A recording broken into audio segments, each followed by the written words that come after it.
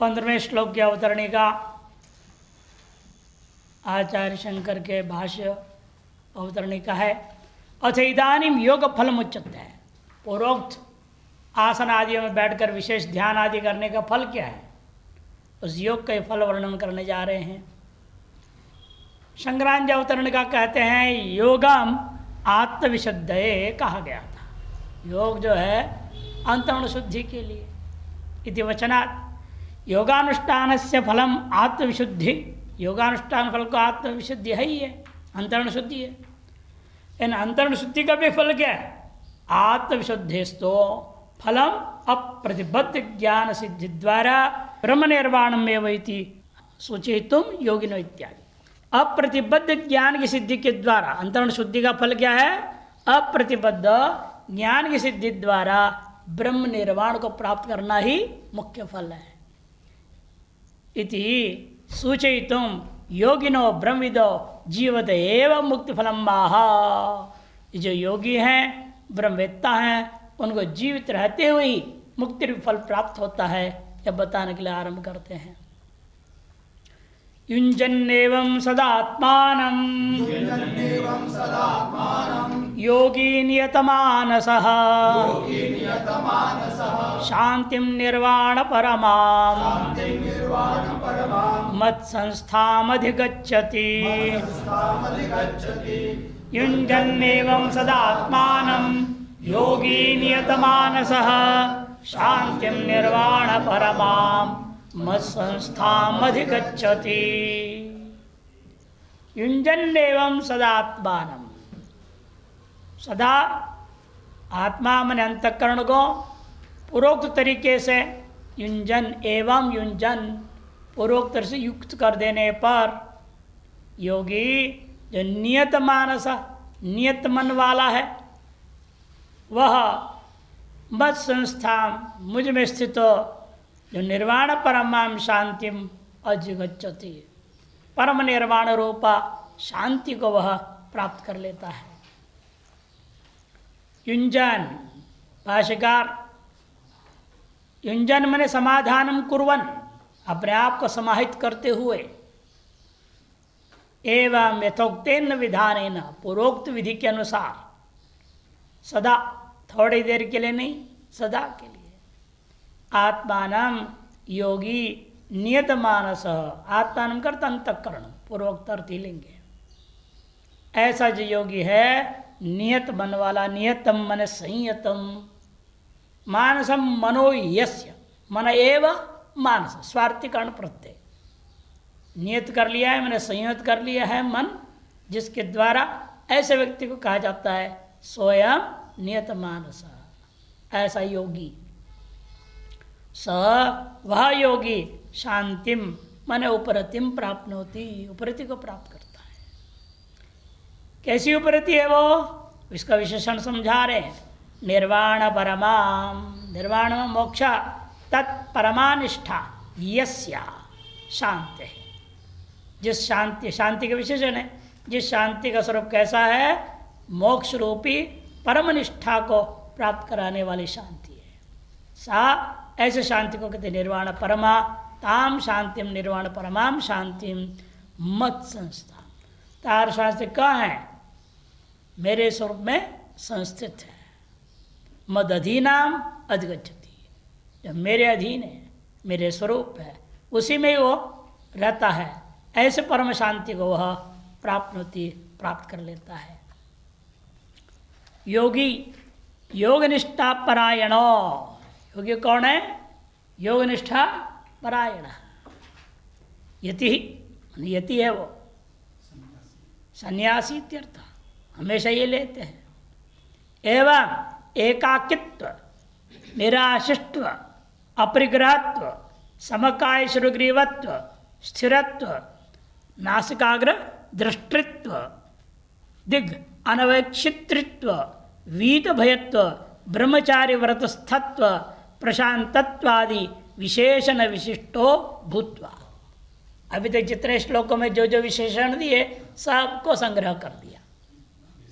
यदि कैसा है? एकाकी है, दूसरा निराशी है, तीसरे में अपरिग्रह, चौथा समकाय शिरोग्रीव में स्थापित अपना शरीर को रखा हुआ है, पांचवा स्थिरत्व, छठा नासिकाग्र दृष्टित्व, सातवां दिग अनवक्षेत्रित्व, दिग दिग अनवक्षेपण, इधर उधर देखता नहीं है, ईक्षण नहीं करता, दिग अनवेक्षित्व, और आठवां वीत भेदत्व, नौवां ब्रह्मचारी व्रतस्थत्व, अंत में प्रशांतत्व आदि कह दिया। आदि से नियत मानस जोड़ लो, निर्वाण परमाम आदि ये सब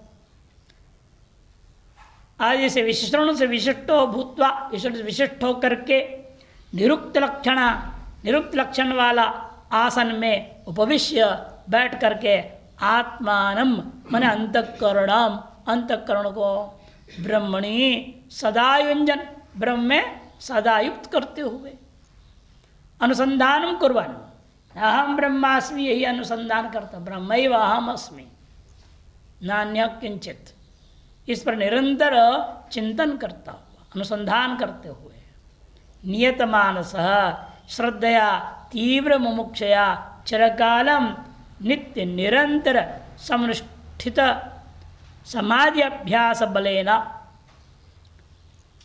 नियत मानस की व्याख्या कर रहे हैं, जो श्रद्धापूर्वक तीव्र मुमुक्षा से युक्त होकर चिरकाल पर्यंत नित्य निरंतर सम्यक प्रकार से अनुष्ठित समाधि का अभ्यास जन्य बल से नियता मन निश्चलम,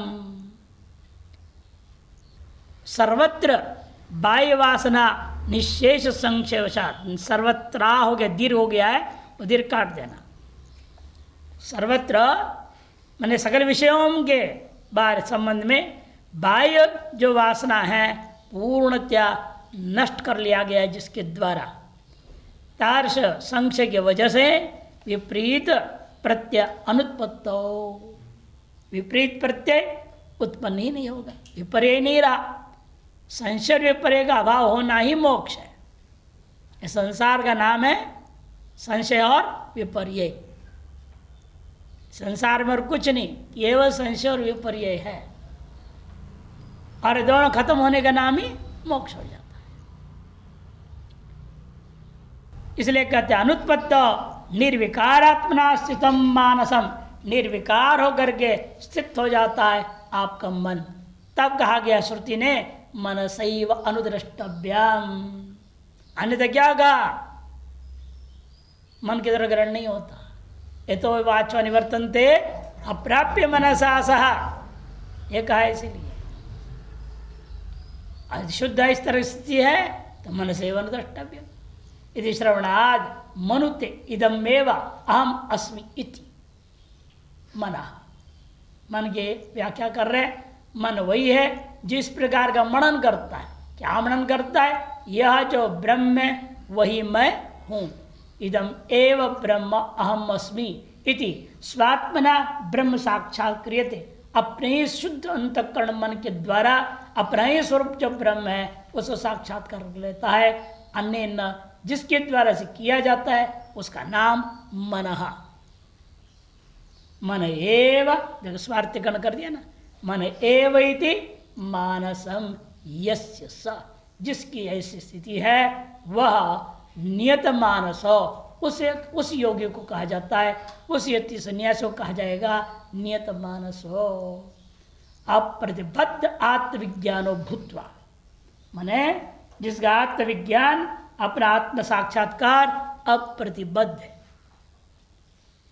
ऐसा होकर निर्वाण परमाम, निर्वाणम शरीर संबंध रहितम, शरीर संबंध रहित का नाम निर्वाण है। भाई दीपक जल रहा है, दीपक का निर्वाण हो गया का मतलब क्या हुआ, बुझ गया। बुझने का मतलब क्या हुआ, अग्नि का संबंध का अभाव हो गया। भाई कब तक जल रहा है कहोगे आप, जब तक अग्नि संबंध है। जब अग्नि संबंध का अभाव हो गया आप कहेंगे बुझ गया। से हम कब तक कहेंगे जीवात्मा है, जब तक शरीर का संबंध है। जहाँ शरीर संबंध समाप्त हुआ इसका निर्वाण हो गया। वो यहाँ समझा रहे हैं कि भाई जो शरीर संबंध भाव, शरीर संबंध रहितत्वमेव निर्वाणम परमम, उसमें भी शरीर संबंध रहित तो आप सुषुप्ति काल में भी रहते हैं, मूर्छा काल में भी रहते हैं, इसलिए उसमें विशेषण देना परमाम, निर्वाण परमाम विशेषण देना पड़ा। ये सब तो तात्कालिक की चीजें हैं, कुछ देर के लिए आप शरीर संबंध रहित हो जाते हैं, इन फिर शरीर संबंध वाला होकर के वही हालत में आ जाते हैं। इसलिए कहते हैं परमम, परम पुरुषार्थ लक्षणम कैवल्यम यया सा ताम परमामिति। क्या है परमता? निर्तिशयता यही है कि परम पुरुषार्थ रूपा जो कैवल्य है उसे उसने प्राप्त कर लिया, जिसके द्वारा ऐसे प्राप्त कर लिया गया, सा ताम परम निर्वाण परमाम, ये विशेषण हो गया। यद्वा अतः दूसरी व्याख्या, निर्वाणम मने मोक्ष रूपम परमम निर्तिशय सुखम यस्याम अवस्थाएं सा ताम निर्वाण परमाम शांतिम। मोक्ष रूपा परम ने निर्तिशय सुख जिस अवस्था में प्राप्त हो जाए उसी का नाम निर्वाण परमाम शांतिम।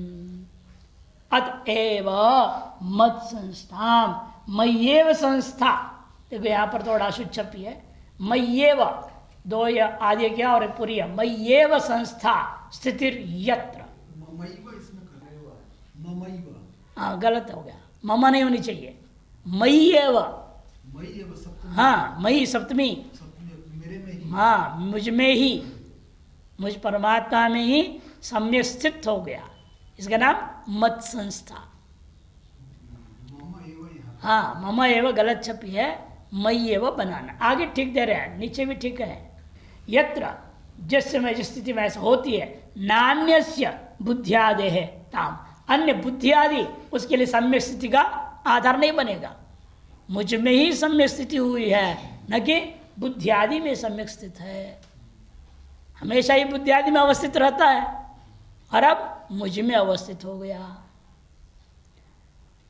अतः एक और व्याख्या, यद्वा मम रूपेण संस्था, यहां देखो यहां षष्ठी ले रहे, मम रूपेण संस्था, मेरे रूप में संस्थित होना, यया जिसके द्वारा हो उसी का नाम मत संस्थान, यह षष्ठी लो। यद्वा एक और पक्ष, मद्भाव आपत्ति रूपाम ब्रह्मात्मना स्थिति लक्षणा शांति मिति। मद्भाव आपत्ति रूपा है, माने ब्रह्म रूपेण स्थिति रूपा शांति, उसे कहते हैं निर्वाण परमाम शांति। सर्वोपरतिम आत्यंतिक संसार निवृत्ति रूपाम अधिगच्छति। सर्वोपरिति आत्मा को जो आत्यंतिक संसार की निवृत्ति रूपा है, तारस शांति को वह प्राप्त करता है, प्राप्त होती इत्यर्थः। एतेन योगस्य फलम मुक्ते तृप्तिवत् स्वप्रत्यक्षम यथा। इसके द्वारा योग का फल मुक्ति, मुक्ते होनी चाहिए, भुक्ते हो गए शायद, मुक्ते है, मुक्तेश एक पद भी होना चाहिए, मिला मुक्तेश, तृप्ति वाला जो स्वस्वरूप का प्रत्यक्ष है, वो मुक्ति क्या है? तृप्ति से युक्त स्वस्वरूप का प्रत्यक्ष, उसका नाम मुक्ति। यतः ततो मुमुक्षो रहते हैं, जिसलिए ऐसा होता है इसलिए वह मुमुक्ष रूपयति का श्रवण मात्र संभावित मुक्तत्व भ्रमम उत्सृज्य। यही सबसे बड़ी भ्रांति होती है, लोगों प्रस्थांतरी श्रवण कर लिया तो सोचने में मुक्त हो गया। श्रवण मात्र से मनन निध्यासन क्या जरूरत है? कई संस्थाएं ऐसी हैं 3 साल 6 महीना 1 साल आदि का कोर्स चलाते हैं, वो कोर्स में ही पढ़ाते हैं, उनको कहते हैं भैया आप तो ब्रह्म हो, हमने बता दिया, अब आपको कुछ करना नहीं, कोई साधना कुछ जरूरत नहीं, ब्रह्म साधना नहीं करती है, कुछ नहीं करता हो, कुछ करने की जरूरत नहीं। ठीक है, वो चुप बैठ गया। फिर कहते हैं मेरे नाम पर एक आश्रम खोलना, और आश्रम चलाना। अरे जब कुछ करना नहीं तो तुम्हारा पर शाखा खोलूंगा मैं और आश्रम चलाऊं, ये क्यों? कहते हो गुरु सेवा मान के करो। एक तरफ कह रहे तुम ब्रह्म हो गया, तुम परम हो गया, कुछ नहीं है, अब कुछ करना ही नहीं, और फिर उधर प्रवृत्ति में लगा रहे, ये गलत है। इसलिए कहते देखो, ये श्रवण मात्र से संभावित जो बुद्धि में क्या हो जाता है, मैं मुक्त हूं, मुक्तत्व है, उस भ्रम उत्सृज्य, उस भ्रम को त्याग करके अवश्यम विधेय मुक्ति ही समाधि कर्तव्य थी सूचितम भवती। अवश्य ही विधेय मुक्ति पाने के लिए मनन और निध्यासन का अभ्यास करना ही चाहिए, ये बात यहां सूचित किया गया। टिप्पणी योग फलम माह सदा निरंतरम दीर्घ कालम च, निरंतर भी हो दीर्घ काल भी हो, अभ्यास का नाम यही है ना, सच दीर्घ काल निरंतर्य सत्कार आसेवित दृढ़ भूमि, अभ्यास का विशेषण दिया गया, वही दृढ़ भूमि होती तभी। आत्मान मने मन युंजन समाधान, समाधान करते हुए, समाहित करते हुए, नियत मानस, नियत मने निगृहित ख्यात्यादि फलादपि मनो ये न, निग्रह कर लिया। कैसे निग्रह कर दिया? ख्याति आदि फल से भी, लोगों से जो प्रशंसा होती है उस फल से भी निग्रह कर दो, निवृत्त होना पड़ेगा। कई लोग आए आपके सामने कह अरे आप तो बहुत बड़े हैं, महान हैं, विद्वान हैं, ज्ञानी हैं, ये है वो है, स्तुति करने लग जाए तो कहना चाहिए स्तुति नहीं दे रहा, कर रहा है तो गाली दे रहा है। अरे मैं न विद्वान हूँ, न आचार्य हूँ, न ज्ञानी हूँ, न गुरु हूँ। शास्त्र कहता है मैं ब्रह्म हूँ, वो भी वास्तव में नहीं हूँ, मैं हूँ जो सो हूँ, बात खत्म। उसे विशेषण काय को जोड़ रहे हो? जितना विशेषण जोड़ रहे हो उतनी आप एक तरह से गाली दे रहे हो।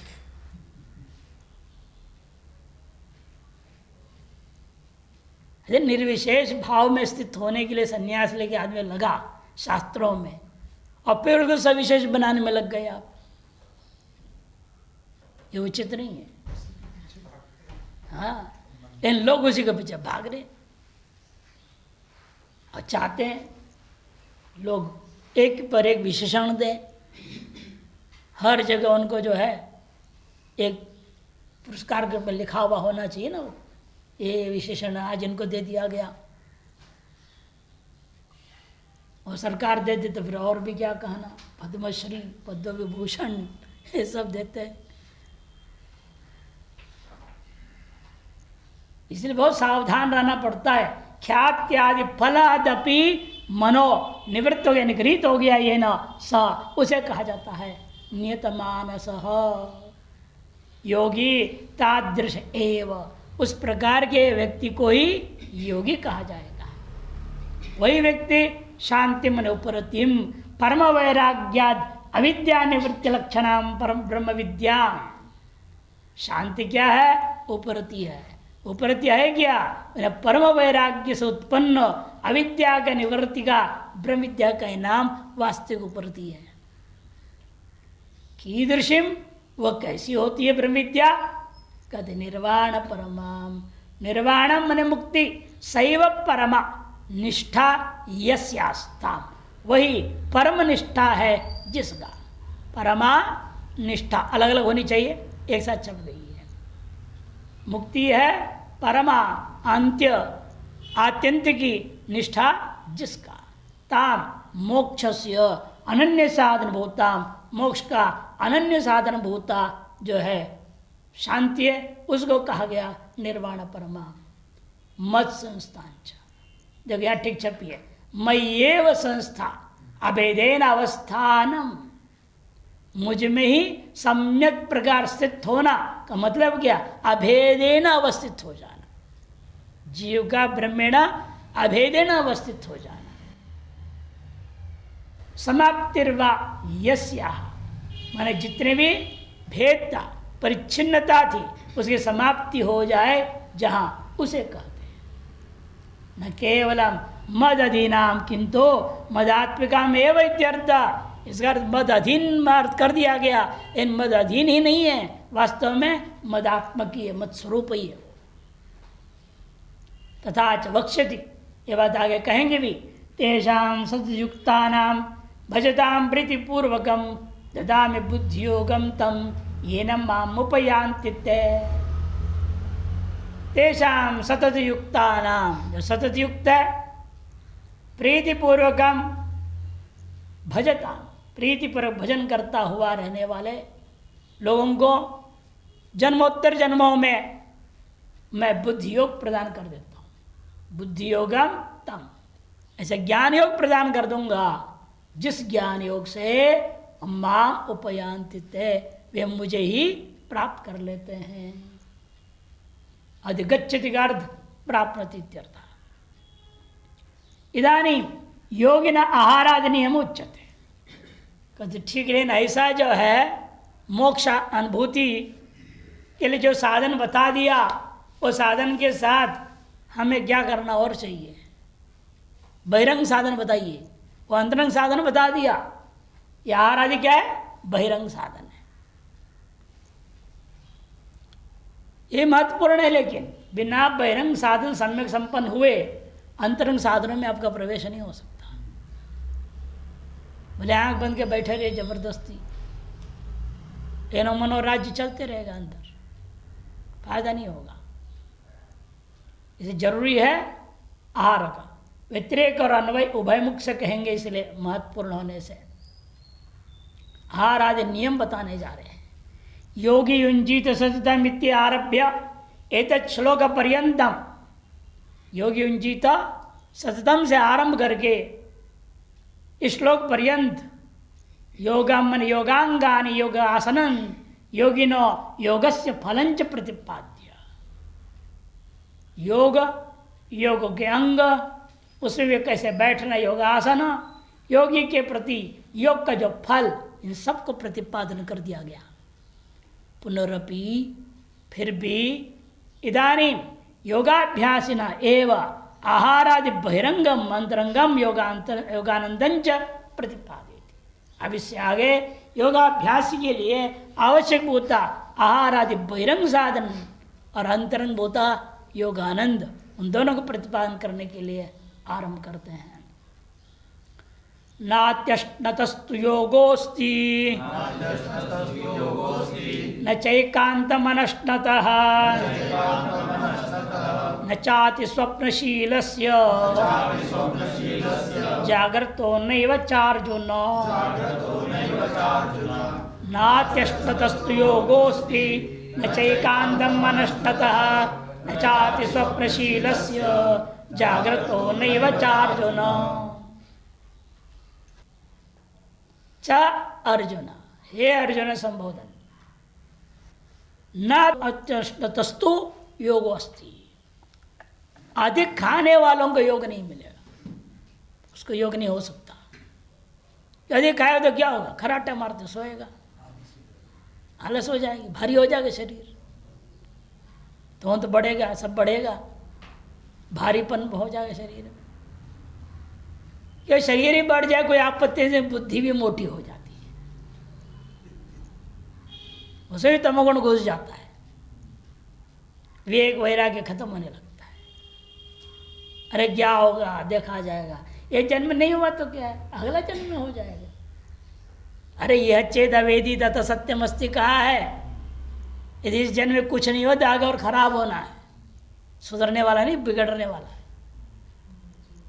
इसे यहाँ जितनी सुधार सकते हो सुधार कर लो,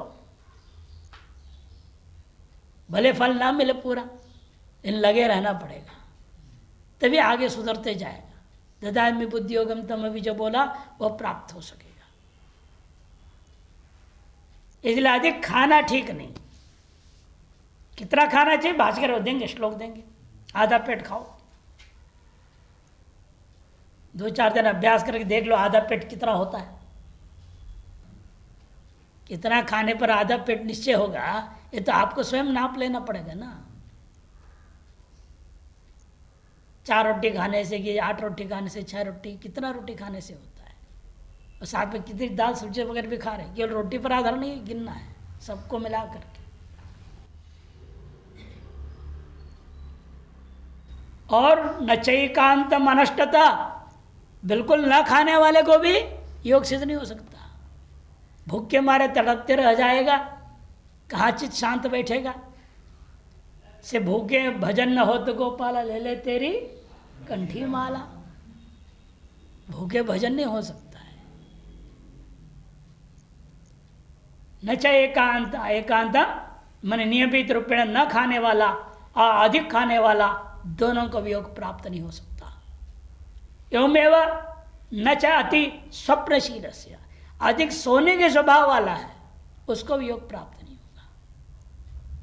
अधिक जगने के स्वभाव वाला, जागृत तो नहीं विचार जो, अधिक जगता हुआ रहे, उसे भी नहीं प्राप्त होगा।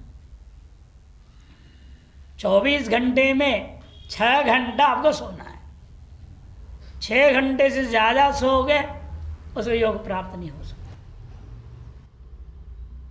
दिन के भी मिला करके ना, कि रात 6 घंटे, दिन के 4 घंटे, ये नहीं गिनती करने का। दिन का 2 घंटा, 4 घंटा, 3 घंटा सो गए, और रात में तो 6 घंटा सोता हूँ, ज़्यादा नहीं। वो नहीं, 24 घंटे में, इसलिए मैंने बोला 24 घंटे में 6 घंटा सोना है। दिन में आपको सोना है, फिर रात्रि कम करना पड़ेगा। दिन में लेट सकते हो, सो नहीं सकते। रात्रि पूरी 6 घंटा सोइए मुझसे, कोई दिक्कत नहीं, लेकिन दिन में लेटिए, योग निद्रा कीजिए। भोजन के बाद सीधा लेटना सबसे बड़ा साधक के लिए तो अभिशाप है। समझो, खा के कभी नहीं लेटना।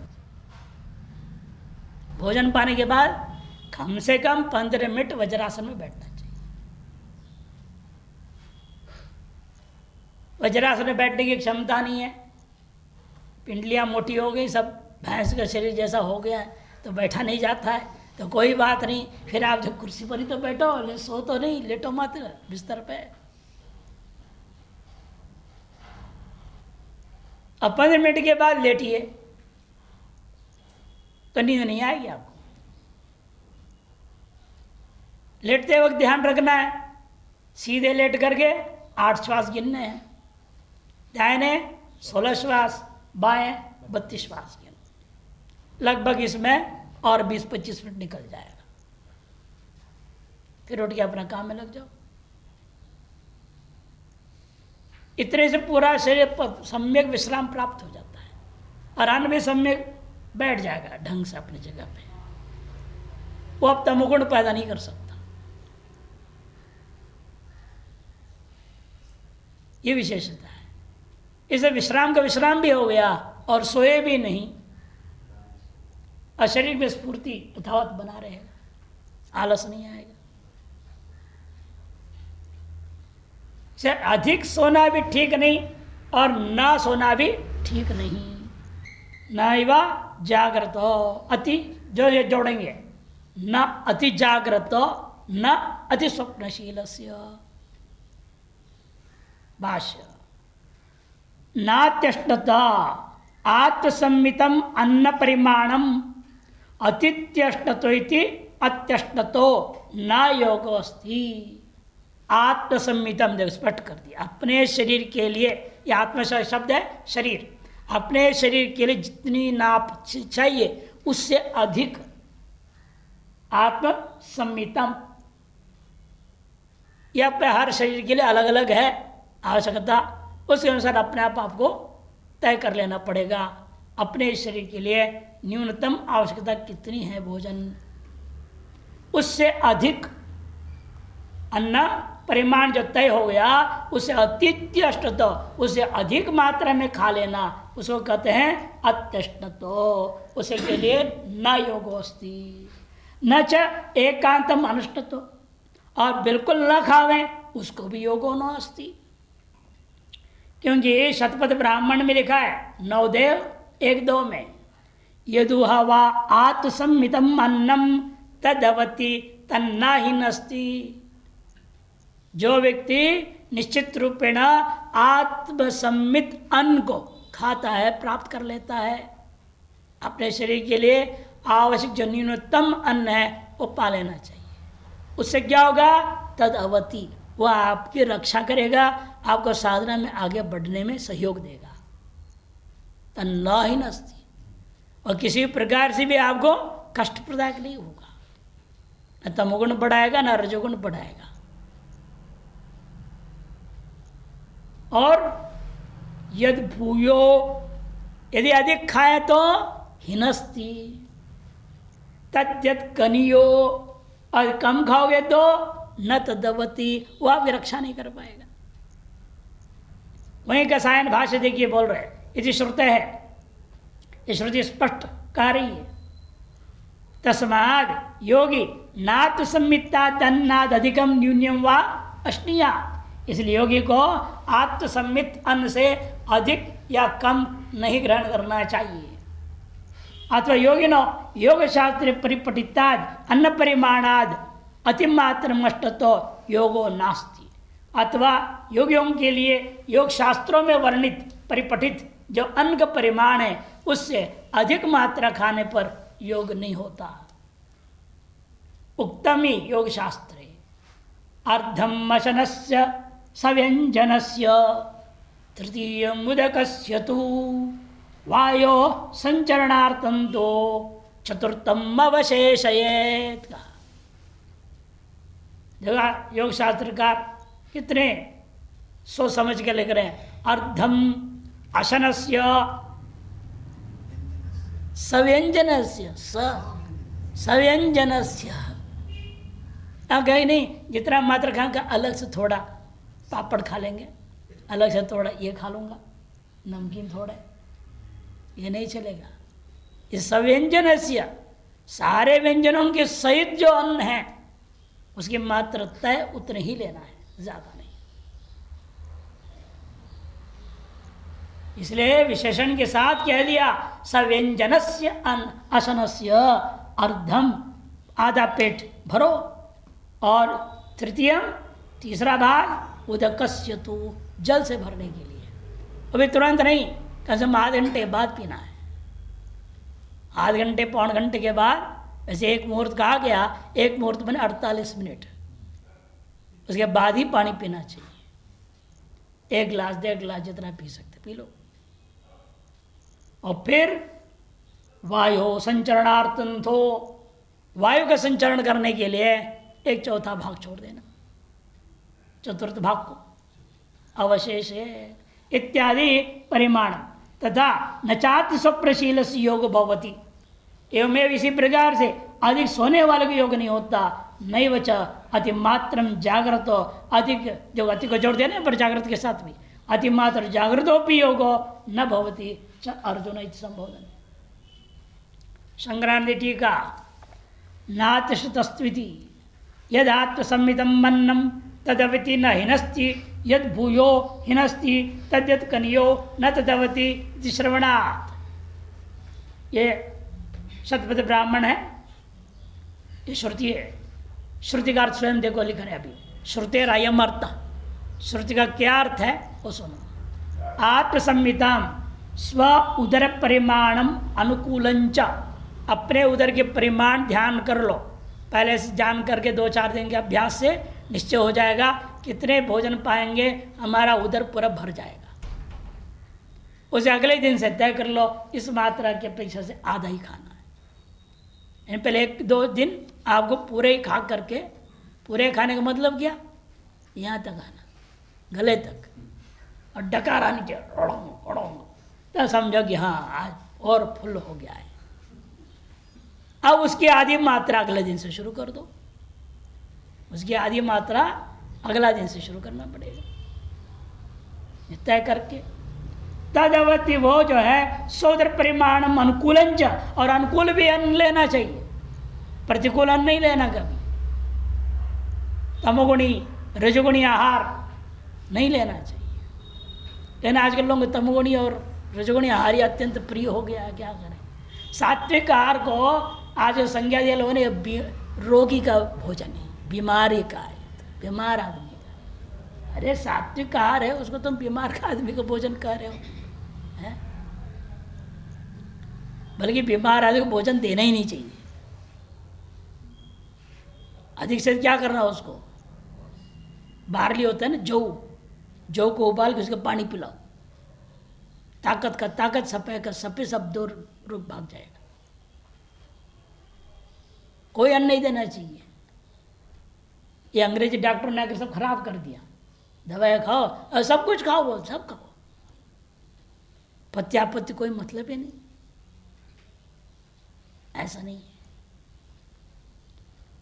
इसे इनका कहना है कि अनुकूलन चेत अन्नम भुंजते तदन्नम, वह अन्न जो है भोक्तारम भवति, भोक्ता का रक्षा करता है। का मतलब क्या, धर्म निर्वाहाय च भवति, आपको धर्म के निर्वाह करने में प्रवृत्त करा देगा, साधना में लगाएगा, स्वाध्याय में आपके चित्त की वृत्ति संसार की ओर नहीं जाएगा, अधर्म की ओर नहीं जाएगा। न हिनस्ति धातु विषम संपाद्य पुरुषम न हंति, हिंसा नहीं करते का मतलब क्या, रक्षा मने धर्म की ओर लगाना, हिंसा न करने मतलब क्या, आपके शरीर में धातु की विषमता को पैदा करके पुरुष के हनन रोग आदि से ग्रस्त नहीं करता। न पीड़ित यद भूया, लेकिन इसके विपरीत यदि आप अधिक खा लेते हो तो स्वोदर परिमाणाद अतिरिक्तम अन्नम भुंजते, अपने उदर के परिमाण से अतिरिक्त अन्न को खा लेता है तो तद हिनस्ति शूलादिकम उत्पाद्य, ज्यादा खाने से वैसे ही पेट में दर्द होने लग जाता है, फिर आगे लोट पोट करना पड़ती इधर उधर। उसको एक महात्मा थे, बड़े विलक्षण महात्मा थे, स्वामी अच्युतानंद तीर्थ उनका नाम था। वो राम तीर्थ संप्रदाय के आश्रम से मठा जाते थे। इतना बड़ा पेट था उनका, लंबा चौड़ा, और भोजन खा लेते थे और लेट जाते थे, और एक आदमी इधर से धक्का मारता था पेट को, दूसरा आदमी उधर से धक्का मारता था, यूं यूं करके तब जाके पचता था भोजन। नहीं क्या, कैसे महात्मा है? बड़े विलक्षण थे। ज्ञान में तो जब बोलने लग जाए कोई नहीं रोक नहीं सकता। अद्भुत वेदांत तो बिल्कुल धड़ाधड़, संस्कृत में बोलो चाहे हिंदी में चाहे अंग्रेजी में। और तीसरी विलक्षणता उनकी थी, एक दिन रात्रि उठ गए 11 बजे, गोविंद मठ की बात है, हम लोग थे वहाँ, कहे बोला गए भाई कोठारी को बुलाओ, सेवक को बोला, कोठारी को बोल रहे हैं अभी जल्द से जल्द रसगुल्ला मंगाओ। वो तो 11:30 हो गया था, 11:15। हम लोग को बोला कि भाई तुम जाओ 3-4 लोगों को भगाया भाई, जहाँ जहाँ दुकान वो कहीं खुला हो तो कोई, नहीं तो खुलवाओ और ले आओ रसगुल्ला, नहीं तो छोड़ेंगे नहीं बाबा, रात पर छोड़े परेशान कर देगा। जैसे जैसे इकट्ठा करके जो है 1 बजे तक 120 रसगुल्ला प्राप्त हो गया। लेकर के आए, अब 1 बजे तक घंटी बजा, जो कि और भी लेटे हुए थे उनको भी सबको उठा दिया, सबको लाइन लो और रसगुल्ला खाओ। अरे हम मुंह धोया भी नहीं, सोए थे। अरे सर्वम ब्रह्म, क्या बात कर, खाओ मेरे सामने खाओ, जबरदस्ती सबको खिला पिला। ऐसे विचित्र महात्मा लोग। इसलिए अधिक खाना, असमय में खाना, इतने दोष है ये। असमय में खाना हुआ, रात्रि भूख लग जाती है, किसी 12 बजे उठ के खाने लगते हैं, ये बहुत नुकसान करता है। वो नहीं खाना चाहिए। पानी पी लो, भूख लग जाए तो फिर सो जाओ। ये कहते देखो, और कैसा, यद भूया सोदर परिमाण अतिरिक्तम अन्नम भुंजते तद्हिनस्ति शूलादिकम उत्पाद्य, पेट में दर्द आदि पैदा कर देगा। पुरुषम हंति धर्मम च नाशेति, उस पुरुष का हनन होता है, मतलब क्या, वो धर्म में उसकी प्रवृत्ति नहीं होती, आलस्य के कारण से अधर्म की ओर ही बढ़ेगा वो। यद कनिया, यदि कम खाएगा, यद कनियो मन अत्यल्पम अन्न भुंजते न तत्पुरुषम अवति, वो पुरुष की रक्षा नहीं करता। क्षुण निवृत्ति धर्म निर्वाहाय च, न क्षुद्ध निवृत्ति के लिए, भूख की निवृत्ति के लिए पर्याप्त रहेगा, न धर्म का निर्वाह करने के लिए पर्याप्त हो पाएगा। दूरी दिखाना है, दूरी। क्षमम न भवति इत्यर्थ, अर्थात वह सक्षम नहीं हुआ। शून्यवृत्ति धर्म निर्वाहाय च क्षमम न भवति, समर्थ नहीं होता।